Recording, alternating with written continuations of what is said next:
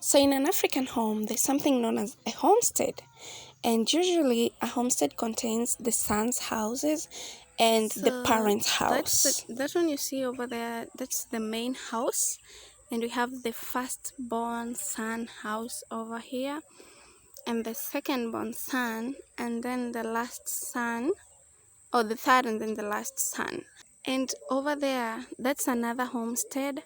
So that's a complete family there, parents and son houses. And then when you look at this side again, there's a homestead over there. So that's again a complete homestead, the main house and then the son's houses. Usually in an African home, women are not allowed to build houses where they were born. Only male are supposed to build houses because they believe that a woman will get married and she will go to live with the husband. So basically the woman do not belong where she was born. She belongs to the husband. That's an African thing. She belongs to the husband because, like I said in the other video, when a woman dies, if she's not married, she will be buried in her ancestral home where she was born. But if she's married, she will be buried at her husband's ancestral home. So it's mandatory for a male gender to construct house in their rural place. Whether you were born there or not, you have to construct a house in your ancestral home. I will give you a scenario why it's important for a man to build a house in their ancestral home. So for example, if a man dies, before he is buried, he has to be put in his house. Yeah, the house that he has constructed in ancestral home, he has to be put in his house to sleep at least for a day. That is basically for the Luos and Luyas mostly. I don't know about other tribe, but for Luyas and Luos, it's compulsory. You have to sleep in your house, and then when you're buried, your head has to face the door of your house. Yeah, so because you'll be buried just in front of your house. But if okay, that depends.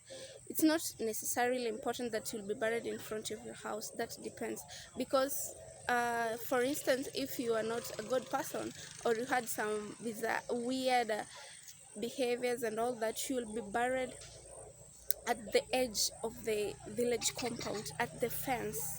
Yeah, at the fence of the village compound, because nobody wants to associate with you, but you still have to be buried in your ancestral home. Yeah, so basically that's it. You really have to construct a house in your ancestral home. So usually we call that Simba, the house for the boys, Simba, because when the son visits the rural area, the village, they will not sleep in their parents' house. They'll have to sleep in their house. Yeah, because most of the time you come back with your wife, sleeping in your parents' house, that's like a taboo. Yeah, so you cannot sleep in your parents' house. You have to sleep outside in your own house that you've constructed. So many times you'll find these houses are not like really constructed so good. It's just it's very simple, because most people don't stay there. Most people lives in the city. Most of them were not born in the village, they were born in the city, so but you still have to construct a house. So you find someone just construct something simple, or rather they only construct the house when they are dead, and they're not the one who construct, but the family construct the house for him when that person is dead, that is.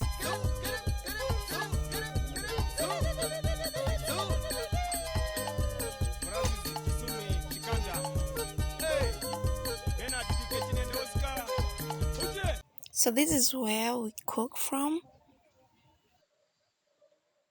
and we also have an indoor kitchen, and this is it. This is how it looks like inside.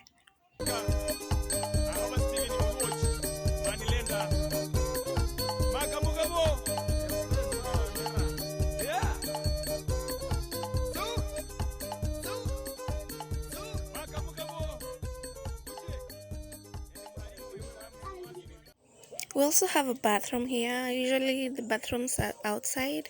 That over there is also another bathroom. And there's our toilet. And here is where we usually fetch water for basic cleaning purposes such as washing clothes, washing utensils, and showering. So this is a fish pond. Actually, there are lots of fish here. Trust me. They're just water hyacinths grown above the water, but there's a lot of water here. And we also fetch water here for cleaning purposes, but most of the time the water is dirty because the kids also swim in this place. But even if we fetch it, we'll purify it.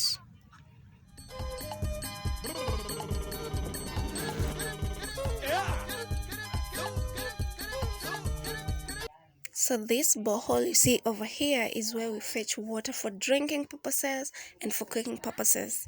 This borehole is very far away from the homestead, and it's in the south of the homestead, and it's in somebody's compound, somebody homestead. And we also have another borehole, which is a community borehole. It's on the north of our homestead. Usually people pay 20 Kenyan shillings per month for the maintenance of the borehole.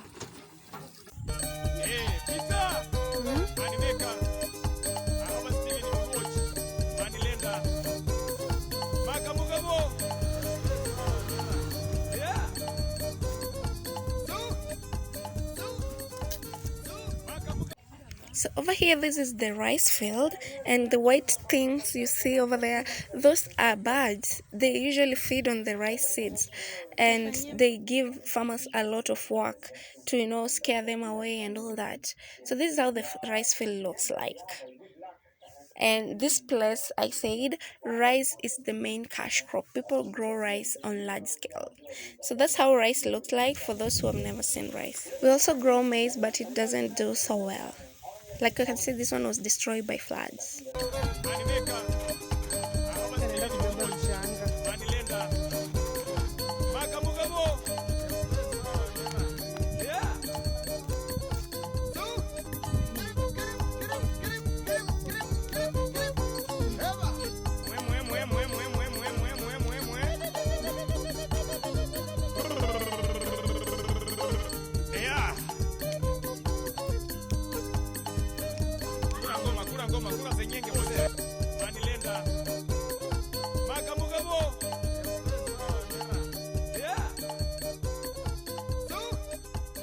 Kuuzwa 1,000 ati 40,000 dere tuende ojashi.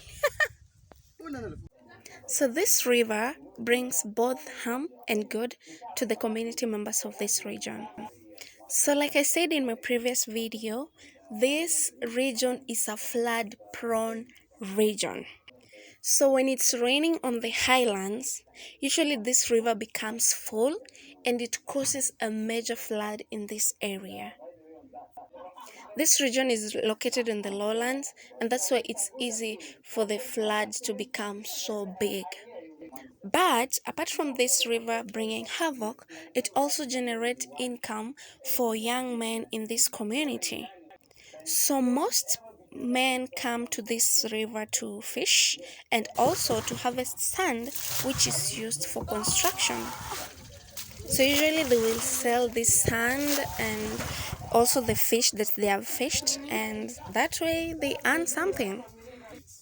Agriculture is usually the main source of income in rural areas.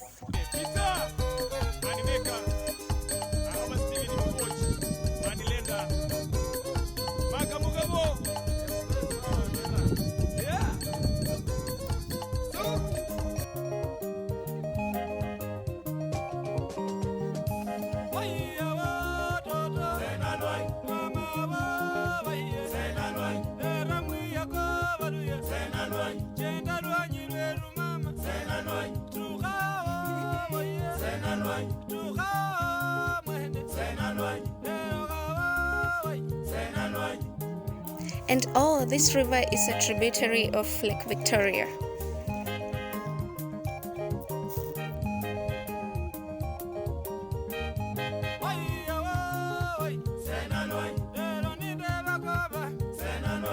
Here we have my grandparents' graves. So grandmother is here and grandfather there.